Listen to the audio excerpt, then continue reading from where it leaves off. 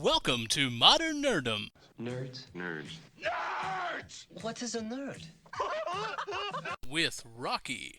Rocky, do you believe that America is the land of opportunity? Wish me luck, I'm gonna need it. Oh, hey, I don't believe it! Hey, the champ is down! And the Brain. The brain. You're every bit the detective that your followers on the internet believe. Chief, mate, what do you want to do tonight? The same thing we do every night. Try to take over the world.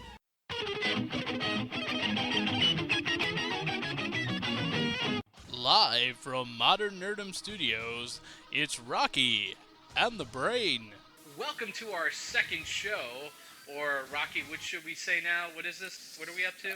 Actually, I think it's show 2.7, I think. Wow. Yeah, we've had some major difficulties, technical difficulties, and our first show you could barely hear me. We've gotten comments that it sounded like I was talking through a tunnel, but now you can actually hear me. This is what I sound like. I understand. Yeah. Do you agree? I concur. Yes. And that's another thing on the show. On our very first show, I did say I agree a lot. So from now on, if you hear us saying I agree, I concur, or I whatever, then we're kind of poking fun at the first episode. So absolutely. And you can also make it a drinking game. Whenever we say I agree or I concur, take a shot or take a drink of beer. Because we will too. It'll make the show get better as it goes along. Actually, very much. I agree. I do concur. So, now that we've had a little fun, let's get into what this show's all about. It's called The Console Wars, and yes, our last two shows have involved the wars in the title. But as my esteemed colleague, Rocky, has said before, the second show of keeping on with this title wars is going to change, right? Absolutely. The only reason why we're calling it Console Wars is because this is what's been the official name that's been going on since the days of yore, back during NES, Super Nintendo, Genesis, that era. So. And what Rocky loves so much is the Dreamcast. But we'll talk about that later. Absolutely. But first off, we're going to jump right on into the news. Ladies and gentlemen, can I please have your attention? I've just been handed an urgent and horrifying news story. It's time for Nerd News with the Brain. So first up, we're going to cover a little bit of movie news, and we heard this week, actually I would say a couple weeks ago, about the new Wolverine movie. We finally saw a trailer. All right. It took them long enough, because it's just coming out in like 3 months. But it was a weird week. We had a 6-second teaser, then the next day we had a 20-second teaser, then the next day we finally got the trailer, 2.5-minute trailer. But you know what? It didn't look too bad. So I have some hope that this film will be much better than its predecessor, X-Men Origins Wolverine. I know my colleague has not seen this film yet, and I am happy he hasn't, because it's not that great. Being a huge Wolverine fan myself, I am... Sorry. The 2013 New York... I don't know how that happened. Okay, keep going. And if you listen closely, in the background, you can hear Windows 8. It's a brand new operating system. Wait, that happened already. Damn! Okay. Yeah. If they do release porn on Windows 8, I wonder if they'll utilize the touchscame capabilities. Dude, it would bring a whole new level of interaction. Absolutely. We'll talk about that in a future show. We'll have a full show dedicated on internet porn. You know what? It doesn't get enough coverage. Absolutely. I agree. So Wolverine trailer. Very dark, noir feel, gritty. It's set in freaking Japan. Can't go wrong with the Wolverine story in Japan. Ask Frank Miller. But it looks like from the trailer, we see the Silver Samurai, so that's probably going to be a major villain in the film. And we do see a quick glimpse of a scene from X-Men 3, The Last Stand, of Jean Grey, the scene between him and Wolverine while the Phoenix is surrounding them, which is interesting and really confirms the fact that it will take X-Men 3 into continuity and will be set after the events. So this will maybe open the door for some interesting tie-ins with the new X-Men movie they're filming as we speak in Montreal, Days of Future Past. But that's it for Wolverine. And moving on, Kick-Ass 2 trailer came out the last couple weeks as well. And it looked pretty darn good. Rocky, what do you think about Kick-Ass? I thought it was pretty kick-ass. I did not... At first, I refused to watch Kick-Ass because, I thought it was just one of those, jump on the bandwagon, watch Kick-Ass, join the crowd. I was like, I'm not going to watch it at all. But, I did sit down and I watched Kick-Ass, and I have to admit that it does kick ass. Dude, did you see that scene coming in the first film when Big Daddy, played by Nick Cage, just freaking picks up the gun and shoots her? No, I did not see that coming.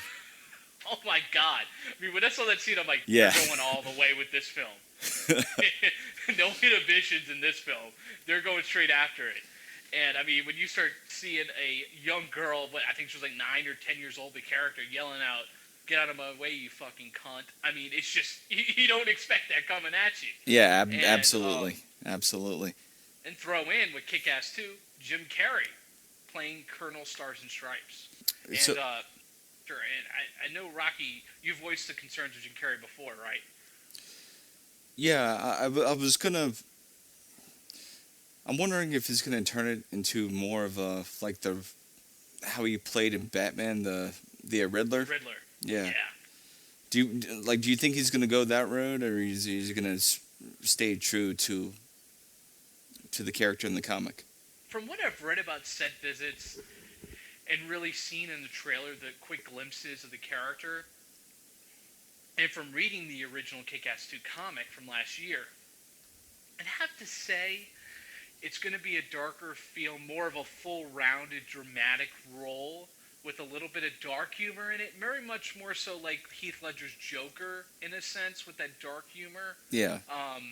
And I think it'll go over really well. I think Jim Carrey's perfect for this role, and I think he'll hit it out of the park. I hope I see that on screen. That's what I feel so far from what I've seen. Well, good. I wish him the best, because I know that a lot of people were giving him some shit about that comedy video he made. I think maybe... You're right, yeah. He was getting a lot of flack in the media about that. Yeah. Rightfully so. Let's go into TV. So, first of all, Zombieland TV has been greenlighted. They love the pilot, and it's going to have the same 4 major characters that we saw in the film, obviously recast. And I'm going to let my zombie aficionado talk about Zombieland. Okay, well, I've only seen the movie. I haven't read anything about the TV series. Mm-hmm. But, I love zombie movies. If you tell me, check out this zombie movie, I definitely will. And maybe I could talk about a review in the future. Something like Zombie Strippers. But anyways, I love the movie, and I love that they were toying with the idea of zombie kill of the week. Yes. And so I think with the TV series, they're going to incorporate that to where each week they'll have their zombie kill highlight of the week. That'll be awesome. Yeah. And it makes sense right now to really throw that out there because of the popularity of Walking Dead. I mean, right now it is the highest point of zombie hysteria. Yes.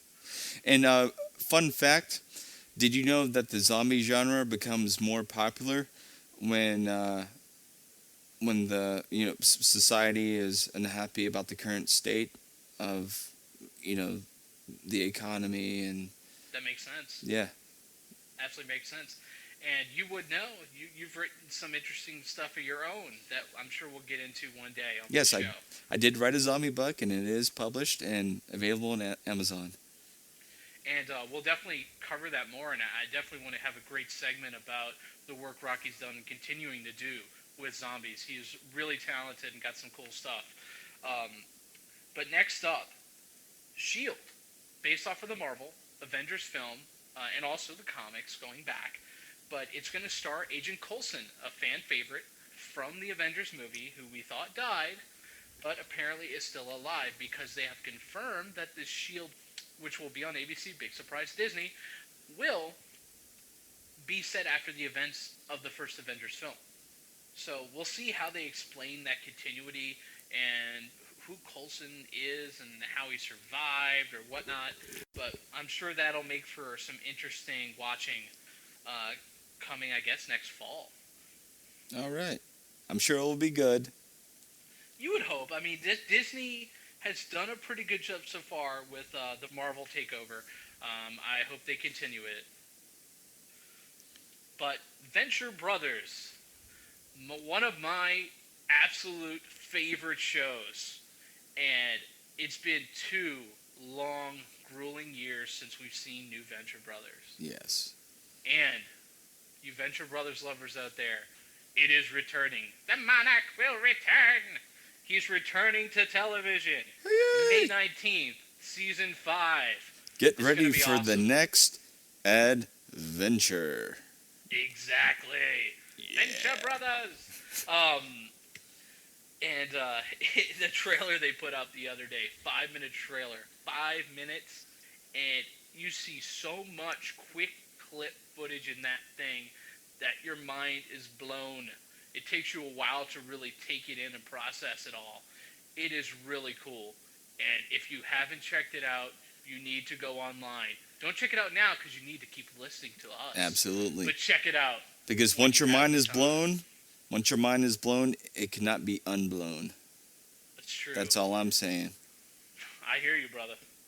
One last piece of TV news that just came out that's been kind of rumor-ville, but has been finally confirmed. Late night television. Lorne Michaels, great producer, very involved. You know him from Saturday Night Live. He's very popular up there at NBC.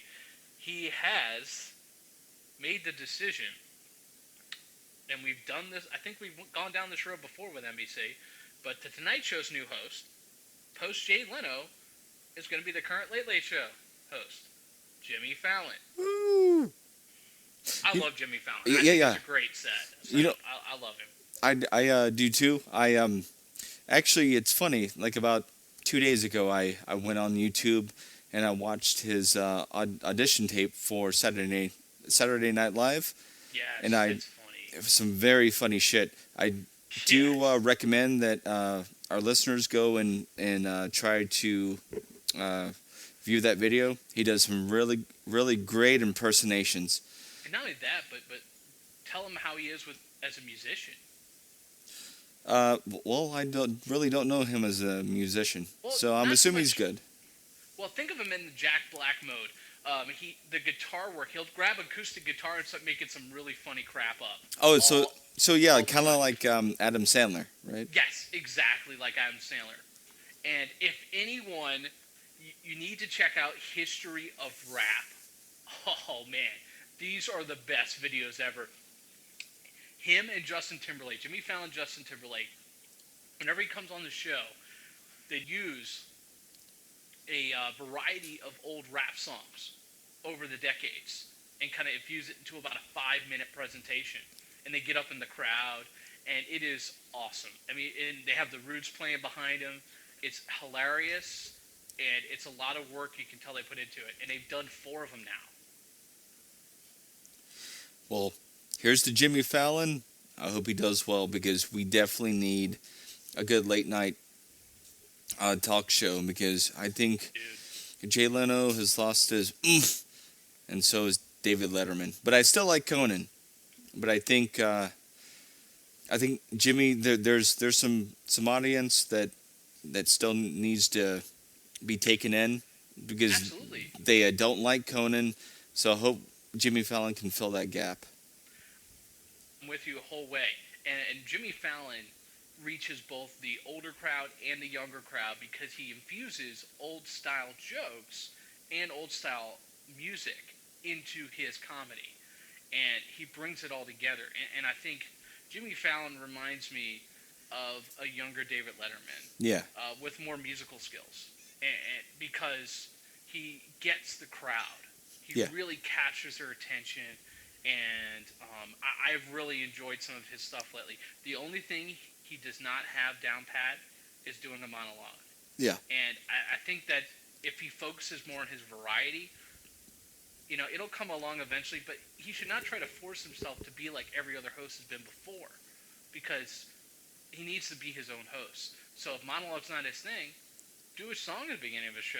Yeah, absolutely. I agree. Take your shot.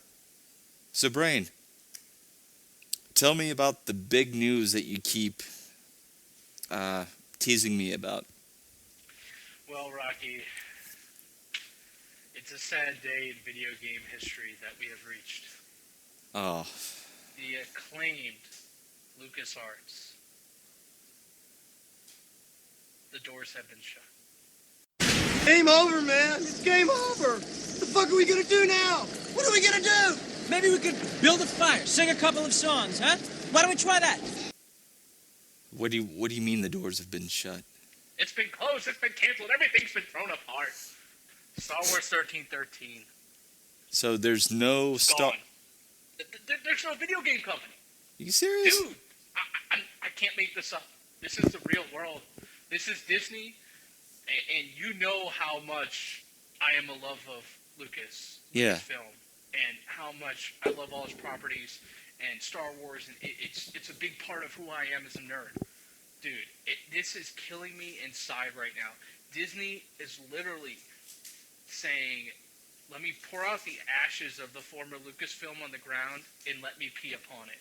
That is what they are doing to me as a fan right now. Dude, since they have started, number one, they killed Clone Wars. Yeah. Great show. And decided we're just going to do 2 more story arcs.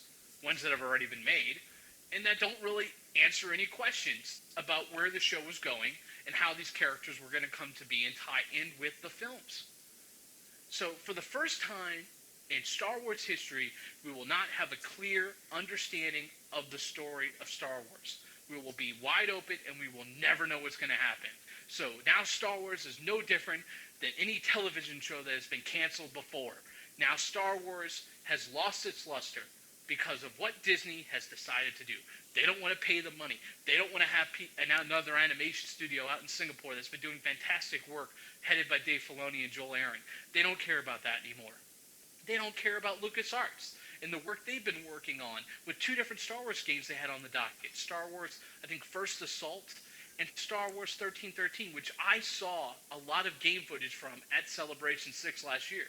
Yeah, dude, that was supposed to be released for the Xbox 720 and the PS4. That was going to be one of the big releases with the new console, which we'll be talking about later. I mean, this is ridiculous. When is Disney going to come out with some positive news? This deal is getting worse all the time. All we've gotten so far is J.J. Abrams. So is this going to be bad news for episode 7, you think? See, that's a great question, Rocky. I don't think per se it's bad news. Their whole rationale behind what they're doing at Disney is we're going to put everything else away, and we're going to lock it up in the Disney vault, if you will. And we are going to just focus in on, narrow our vision just on the sequel trilogy. And in a way, it's good, but in a way, it's bad because Star Wars is supposed to be huge. It's a huge property. It was a multi-billion-dollar company on its own. One brand. A multi-billion-dollar company. And it was beautiful seeing Lucasfilm appear right before you knew when the opening sequence would happen. Dude, absolutely.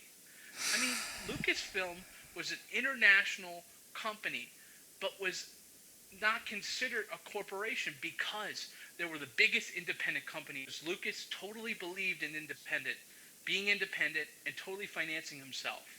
And that dream built an empire. An empire that we saw on screen and we saw in the business world, but not in the sense that he kept trying to make money. Because that was not the purpose of Star Wars. The purpose of Star Wars was to tell stories.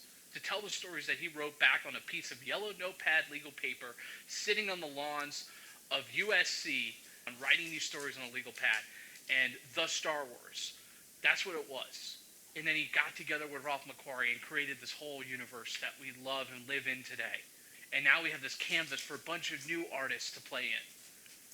So I hope that that vision stays intact. Because if we lose that vision, then we lose what Star Wars was supposed to be. Yeah. Well, I'm still in shock, so I don't know what to say. I understand, man. I understand completely. I mean, this is LucasArts. This is not just Star Wars. This is Monkey Island, man. This is all those great games that we grew up playing. Yeah. Wow. But I guess we just got to move on from it, man. You know, and hopefully there are better things on the horizon, and Disney will prove me wrong, and everything will be right in the world. But right now, I am not a happy camper, and I know a lot of Star Wars fans aren't. Well, the only glimmer of hope that we have is what Disney, what Disney did with the Avengers. They did a really good job of that. So yes, true. You're absolutely right. All right, enough doom and gloom, listeners. We're moving on. I'm just going to cover 3 quick things in our comic and jump into the meat, the good stuff, the console wars. So first off, comics. Justice League of America. Restarting, building a brand new Justice League is the concept of the story. We're in our 2nd issue now, and I've read both issues, and it is a really good story, guys. It's basically they built a new Justice League team with individuals you don't know anymore. The only character that you really know is Green Arrow, and you may remember from Smallville and from the comics and from the Green Arrow character, and covered in the current Arrow television show on CW. But the concept behind the story is the regular Justice League has gone rogue, and now they're building a brand new Justice League to combat the Justice League, the original Justice League. They're trying to find out what's going on. They're training them to take out the original Justice League. it sounds like there's a lot of Justice Leagues going on up in here. Oh yeah, it's Justice League of America. It's the Justice League. Don't get confused. And then there's the Justice Society. Oh, gotta love DC. But anyway, it's a really good story. Check it out if you haven't. The first issue actually has 52 different covers, one from each state, including Puerto Rico, and the overall United States. So check it out. It's a good story. Now, out of the Marvel world, we had Guardians of the Galaxy. You may remember that Disney announced that they were going to make a Marvel movie, Guardians of the Galaxy, and it was going to tie into the Avengers Initiative Phase 2. And it's a pretty darn good story. Guardians of the Galaxy characters that we've seen in the mock-ups and the posters and the promos that have come out so far, which is different than the original Guardians of the Galaxy characters that we saw back when they first came out years ago.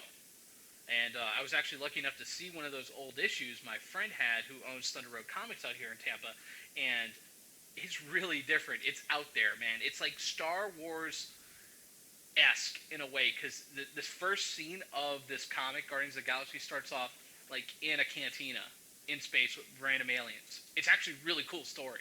I got to be honest. Yeah. It is really good. And it's a great starting point because it's issue number 1, man. There's no history to it. It's right off the start. So it's a great way to get started with those characters. And, dude, Iron Man's in it. Oh, well, good. I haven't read the comics, so I'm just talking out of my ass right now. So I'm curious, man, how they're going to tie Iron Man in. It looks like Iron Man's going to be involved in some way, and that's going to bridge the story. And maybe it makes sense how they can tie Thanos in there that we saw at the end of Avengers, because he is a character set in that Marvel universe out there in space. Oh, yeah. So Thanos. It'll be interesting. I am waiting for the Infinity Gauntlet Wars to happen. Dude, that is the Star Wars version of the Marvel universe. Dude, I think we're starting that with Guardians of the Galaxy. I think it's beginning there. I just have that feeling, that gut feeling, that's where Marvel may be going. Yeah, because that was the series that back then I was in middle school at the time. Yeah. When the Infinity Gauntlet Like the whole Gauntlet Wars came out, and that was the talk of the whole day. Oh man, it's a great story. It still stands up. It is a fantastic story, and I think that's why they're going in that direction for the next Avengers film, because I mean it's a story that stands up, just like Days of Future Past is what they're doing next with X-Men. They're picking great stories from Marvel Past, and I think that's the right way to go.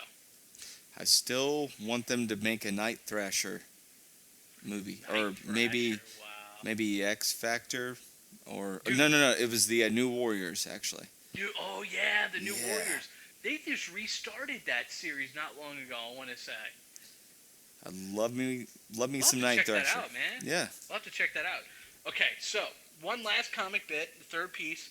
The new Star Wars comic, Star Wars #1, written by Brian Wood, covers by Alex Ross. We're now on our third issue. We're about to get the fourth issue soon. Awesome story, set in the old time, the old trilogy involving the big three, Han, Leia, and Luke. It's a great story, unbelievable art, and printing of the first issue. That's unheard of. That's the highest selling comic this year, and it's Star Wars Dark Horse, and that's your #1 selling comic this year. That shows you how good the story is. So check that out. And one last bit of news with the Star Wars comics. They announced at WonderCon this past week that the Star Wars, what I was just referencing earlier in our show when I was going on my soapbox about Disney. Yeah. Lucas wrote the original story called The Star Wars when he was sitting there on the lawn at USC with his yellow Lego pad. That story they are going to put into a comic. Wow. I know, dude. Yeah. It is going to be awesome. That was the news. That was the talk of nerddom a couple of days ago, man. Everybody was going crazy about that because that is such a cool idea.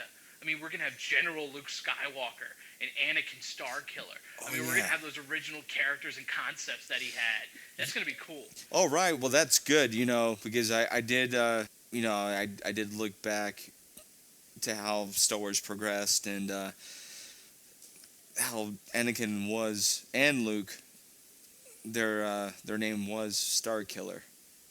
And and now we'll finally get to see what that means, what that meant back then. Yeah. And to see how that translates into comic form. Maybe we'll eventually get to see the original Star Wars, and maybe we'll get an unedited version of the true original Star Wars. And then we'll realize, you know what? George Lucas made the best idea to not go with that. Yeah, exactly. Yeah. All right, well, that is it for the news today. And now it's time for the best part of our show, the reason you're all here, the Console Wars. And I'm going to turn it over to our resident gamer and my co-host, Rocky. Take it away, sir. What will the future bring from Nintendo? More hits like Super Mario Brothers. Now you're playing with power. Why, thank you, Brain. I enjoy that nice introduction.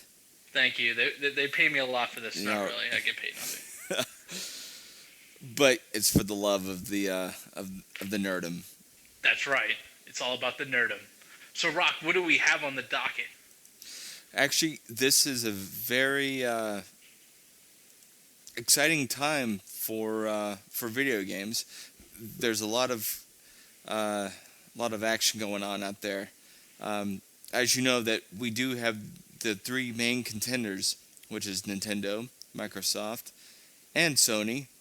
But there are a few additional systems that will be released during this year, which I'll just go through those very quickly, which is the Ouya and the Game Stick and the Nvidia Project Shield. Those three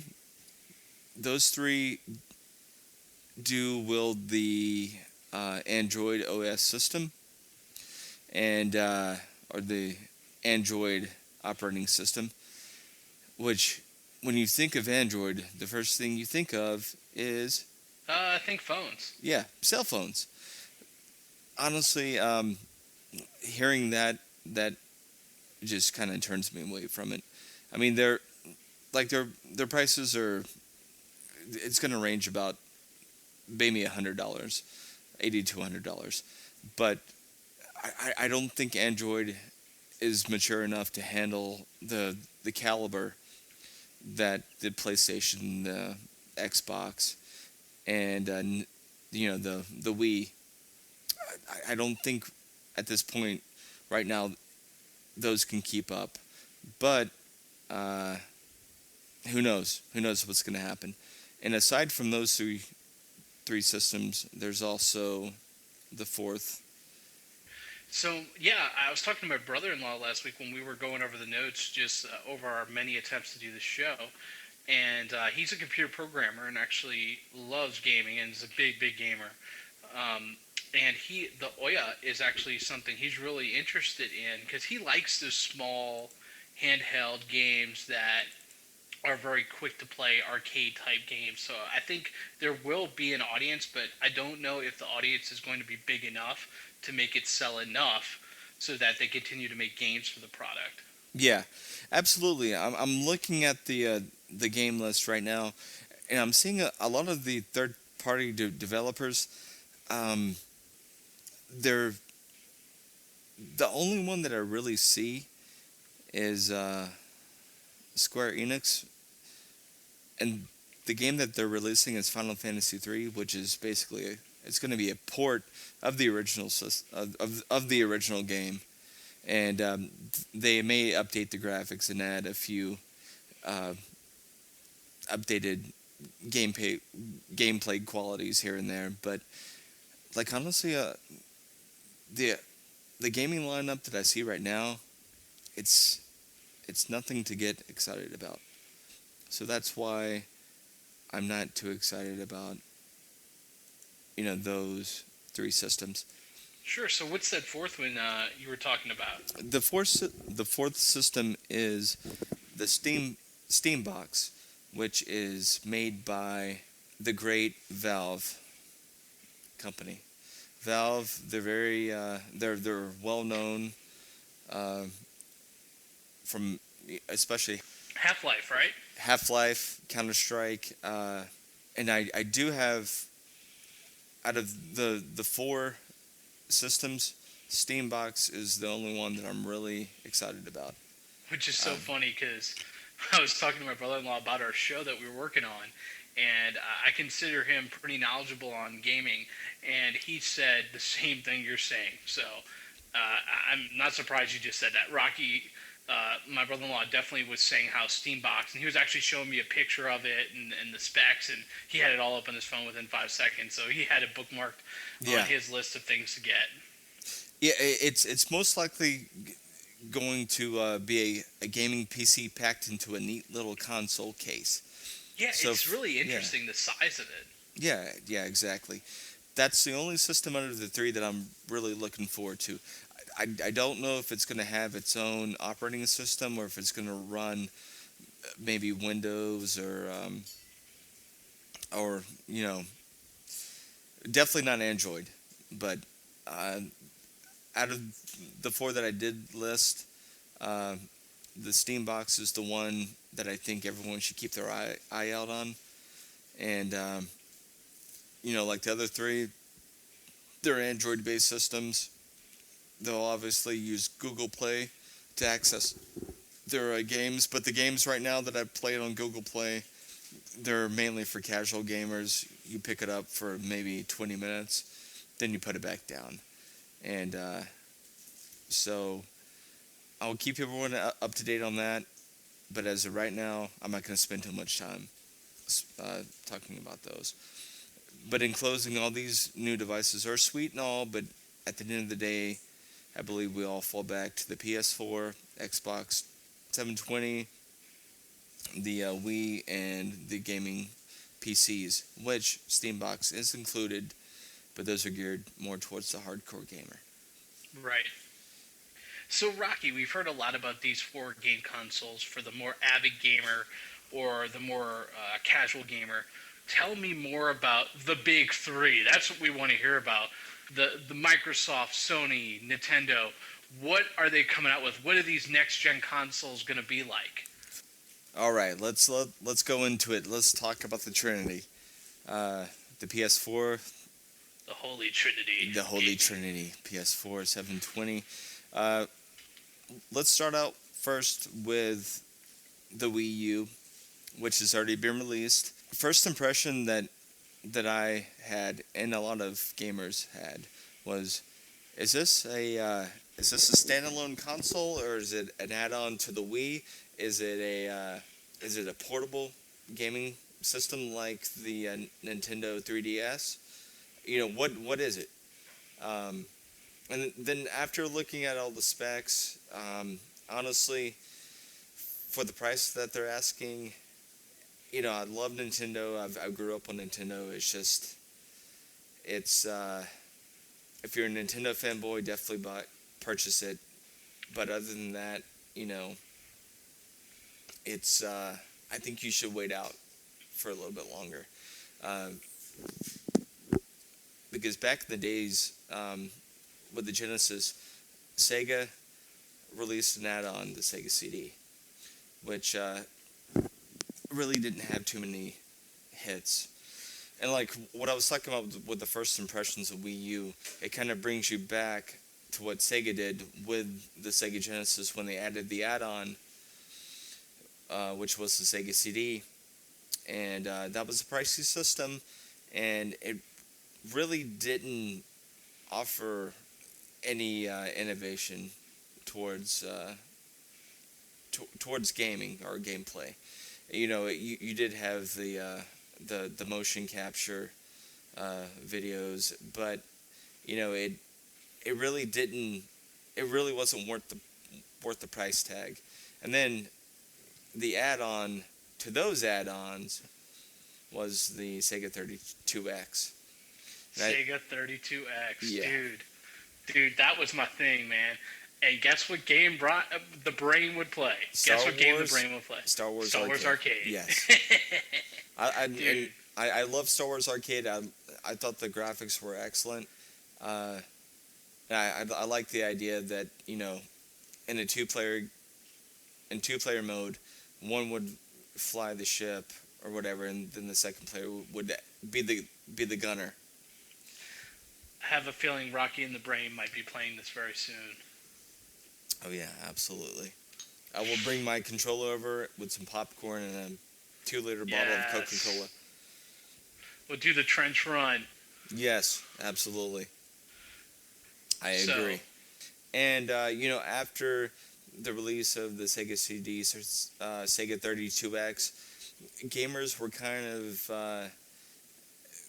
they were starting to lose faith in Sega, and because with the whole setup, I think that would be maybe close to $1,000 just for the systems alone.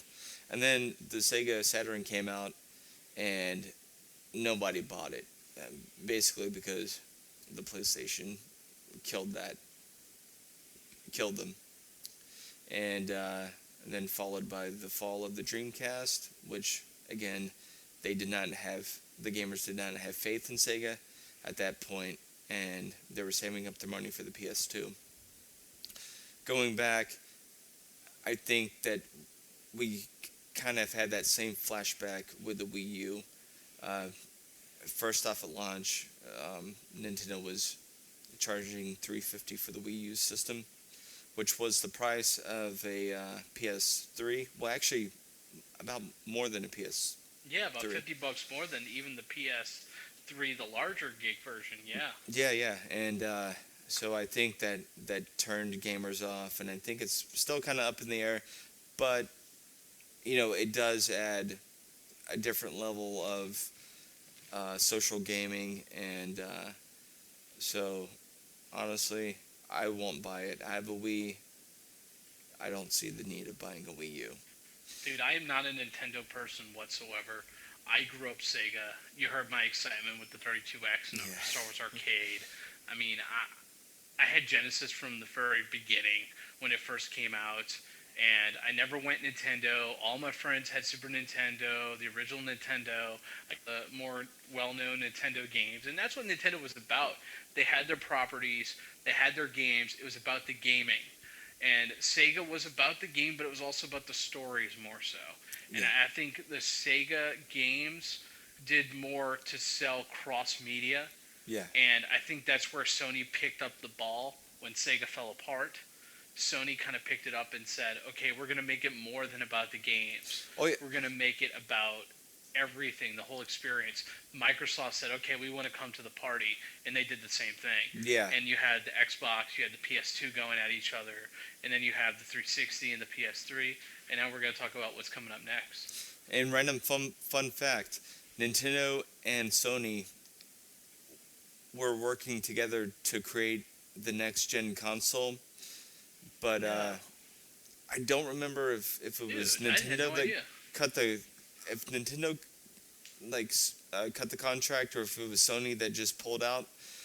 But actually, I think Nintendo did end the contract, and Sony took their knowledge from what they learned from Nintendo, and they created the Sony PlayStation, and then they ruled the console wars, especially with their first generation console. Dude, I had no idea that they were working hand in hand. Yeah, they were creating a CD-based console with Nintendo, and I think it was Nintendo that pulled out of the agreement, and they parted ways. There was no lawsuit, but Sony had all their ducks in a row, and that's why. Smart. Yeah, they were smart. And moving along. The Xbox 720. Right now, there's only speculation about the specs for the new system. There was supposed to be an announcement this month, but they pushed it back to next month. The only thing that I can really confirm is that it's up for a holiday release with the PlayStation 4. So what's really going to be different with these next-gen consoles, Rocky? Are these going to be... I've heard they're supposed to be more powerful. What does that mean? More powerful, basically their processing power.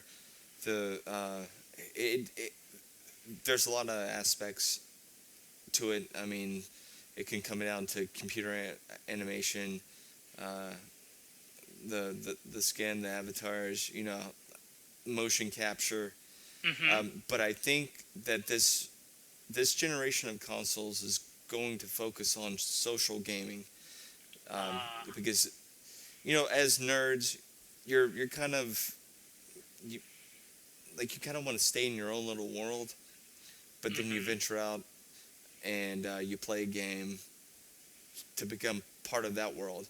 And social games like EverQuest, Dark Age of Camelot, World of Warcraft, that hone into that social aspect of of that world. So as a gamer, yeah, you're playing home by yourself in your mom's basement or whatever, but you're also interacting with other individuals that share the same love as you do. Like, you can go on a quest and slay a dragon, and so basically, what we've been doing the last 5 to 6 years is what we're now going to be doing on console gaming. So the worlds are going to merge, if you will. Yeah. Of what we've been doing, what we've been just using our PCs for, we're now going to be doing through our consoles. So basically, we have had a whole gaming in the sense of we started out with consoles that were just about games. Then they infused the ability to watch movies. Then we could watch high-definition movies. We could watch streaming media. We could go on the internet. We could browse things. We could buy things. We could do things. And now we're going to be able to play games at a social level that's even more interactive and more higher-powered systems that are similar to what you find in the extremely high-powered PCs. Yeah, absolutely. And I think that my theory is they're going to try to do something epic, like maybe a massive multiplayer online RPG, to where... Holy crap. Yeah, I think that's the way that we're going to try to go, or they're going to try to go. Because, right now you have your Call of Duty, you have your Dead Island, Tekken 6, that you can play... there's a co-op mode. Yeah, Or- it's basically a co-op mode. I mean, everything is already you don't have huge massive worlds to render like in Skyrim. Skyrim is massive, but it's single player. They're going to want to bring Skyrim into the multiplayer universe where you can have your headset on to where you can, speak to other gamers and then, maybe gather a huge party to go on to a raid, to go storm a castle or a dragon's cave. But again, I don't have a lot of confidence in this generation's console. Looking at the PS4 specs, I don't want to get into it. You can do your own research. There's, it has better graphics. There's more. They're trying different social type gaming. Their whole motion capture, their motion controllers and whatnot. You have the sticks again, the ball sticks again. Yeah, the Kinect, and then for the PlayStation, it's the Move, I believe. Yeah. Those did revolutionize. Nintendo did revolutionize that technology at the time. But as gamers, we become bored of things very quickly, and we're ready for the next thing. And I think at first, with the new consoles, there's really not too much to get too excited about because the economy's tough, and when the gaming consoles come out, they'll be at least $400. Right now, the PS3, I think they have a really good library. They can play DVDs. They can get online. There's a few social games. I think that we should all just hold off for a little bit before purchasing the new consoles before we move to the next generation to see what it can really do. Absolutely agree with you. And plus, if you remember when the 360 and the PS3 came out and the revolution that caused, but you really want to make sure that they work out the kinks, so it's really good to wait 6 months plus to absolutely see what problems may occur. Do they have heat up issues? Do they have enough fans built in? Does the fan defective? There's things like that are going to be common with high-powered systems. You want to make sure that the cooldown sequences work to the perfection on these systems. Yeah, absolutely. And the major gripe with both the Xbox 360 and the PS4, the biggest flaw that these systems have is, number one, the PS4, from my research, will not be backwards compatible with PS3 or PS2 systems. Or PS2. Sony. PS3, PS2 games, because when the original PlayStation 3 came out, it did have backwards compatibility with the PS2 games, but when the PS3 was released, it originally could play PS2 games, but they had a lot of problems with the system overheating and then completely dying out. So in the newer models, they did away with PS2 backwards compatibility, and they just stuck with PS1 games. And then for the 360, should I bring up the red Ring of Death? Yes. And that was another issue with that, which I think that they did work out with kinks for that. But another rumor I lived through that. Yeah. I lived through the Red Ring of Death, and when I saw it happen, the look of sheer terror on my face could be seen throughout the household. I sent it in, but to Microsoft's credibility, they fixed it and had it back to me within a week. That's good. That's good to Microsoft. Yeah. And like a good thing, well, it's not a good thing, but in the PC world, they have the blue screen of death. In the console, they have the red ring of death. So, but like another gripe that a lot of gamers are bitching about is, like, I can confirm this with the Xbox 720, which I'm assuming will go for the PS4. They are eliminating the ability to play used games. So you can't go to GameStop and buy a used copy of Call of Duty or whatever. Are you freaking kidding me? No, I'm dead serious. And Dude, they're going to kill the industry. Yeah. By doing that. Do you know how much money is funneled back into the video game industry because of used games being resold? Wow. I agree, and that is that's leaving a sour taste in everyone's mouth. And I think what they're trying to do is they're trying to go to a cloud-based system, which would save on the production cost of creating manuals and DVDs and cases. But it's gonna hurt, and it's kind of making me think that this might be the time for another video game crash, like it was during the Atari days. Because like the market is flooded, there's a lot of gaming consoles coming out. We don't have the money to purchase all of these consoles, so someone's got to flop. So this console war is looking rocky. No pun intended. I think pun is entirely intended there. And I have to agree with you, Rocky. It's not looking good. I think they're too early on this, and I think they're really trying to push the envelope because either they have corporate, looking down, breathing down their necks or whatnot, but I think that the Blu-ray technology is still just finally starting to seep into the common American household. Yeah, absolutely. And I think they're pushing the envelope too quickly here. Well, like honestly, way back when consoles, with each company, a console would last maybe 3 to 5 years, and then they would release a new console.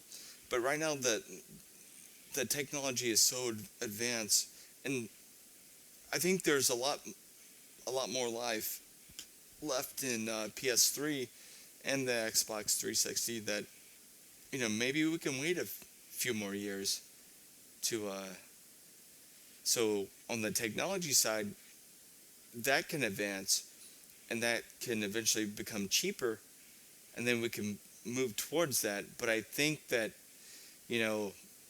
PS3, I think, what are we looking at, 7 years now or something? Wow, I didn't even realize how many years it's been. Yeah. Well, actually, it could be less than that. I think that there's still plenty of life left in these current consoles. But absolutely. I mean, how long were they selling PlayStation 2 games before they finally ended the line? I mean, a long time. And, that was a built-in DVD player and a console, and the PS3 is a built-in Blu-ray player and a gaming console, and then the 360 HD DVD, which is that format is. Dude, HD DVD. I remember the disc wars, the red light versus blue light scanner and whatnot. Yeah. But it was it was an interesting time, and I think it was more about the technologies warring against each other back then that was driving the change. Now it's more about it's who can put out something brand new the quickest and make the most money off of it. I think around the time towards the end of the Dreamcast, the gaming industry became more corporate, and so now it's all about the money and less about quality. And from my perspective, from speaking to you honestly, I don't have too much faith in this generation of console wars. And if it does take off, it's going to be maybe a year or two down the line, which used to be. But if you're asking me what system I should buy during the console wars, I will say it's all about preference. If you're more into Halo, PC type gaming, then you should stick towards Xbox. If you like Tekken, God of War, games like that. You can stay with the Sony PlayStation. But right now, we should hold off and see what's going to happen because I think we're all smart buyers at this point. Absolutely. We're all pretty good game consumers at this point because the industry's been around for some time now. Yeah. It's not as young as it once was. We have second, third generation gamers now.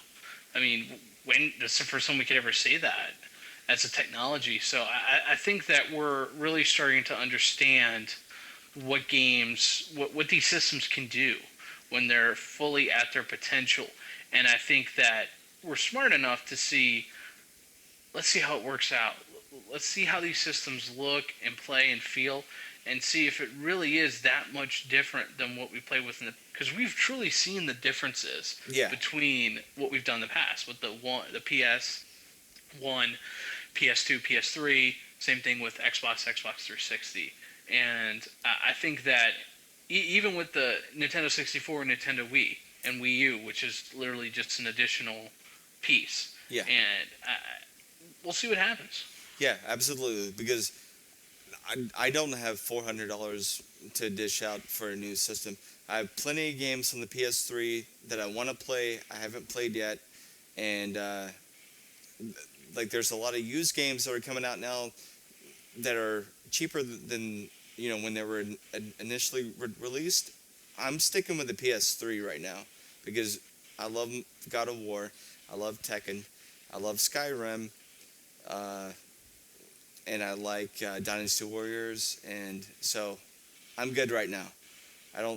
I'm not gonna purchase anything this Christmas.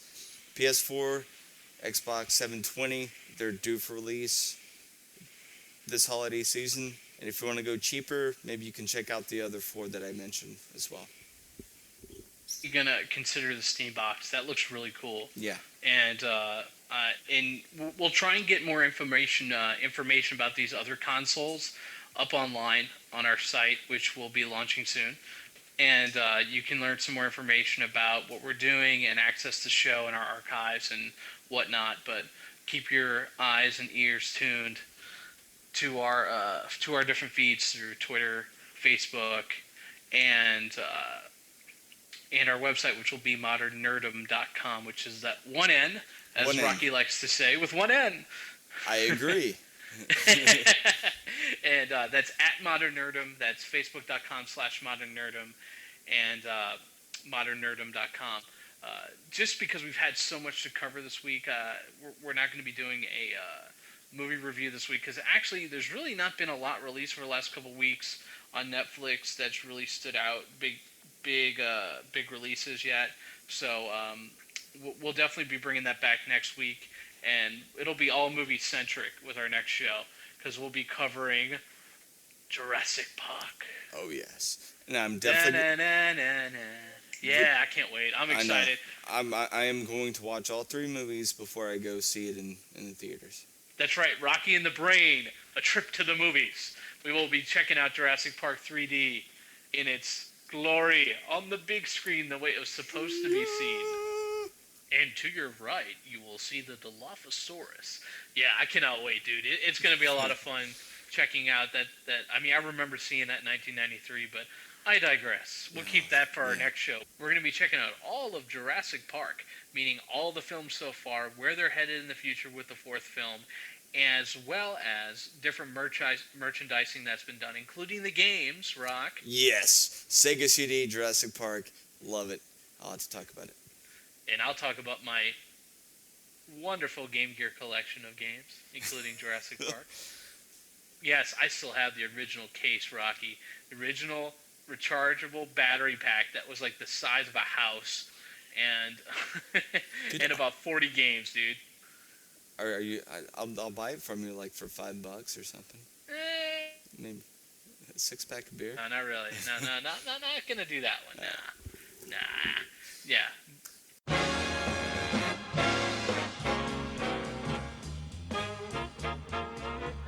Now it's time to stump the brain. So, brain. Yes, Rocky. Now it's time to pick your brain. Oh no, not this again. We have 3 questions, which have been sent in by our listeners. So, unfortunately, they wish to remain anonymous. So I will. Understandable. Yeah. They don't want to. They want to hear about how they were crushed on air. Yes, I understand. All right. First question: what type of droid is R2-D2? Really? An astromech droid. Ding, ding, ding, ding, ding. You are correct. Yeah. Question number 2: in the TV series Quantum Leap, did Dr. Sam Beckett ever return home? That is an interesting question, Rocky, as in there's really multiple answers. In a sense, he returned to his younger self at one point during the series, but he never truly returns and stays home. He continues the Quantum Leap throughout, even at the end of the series. That is correct.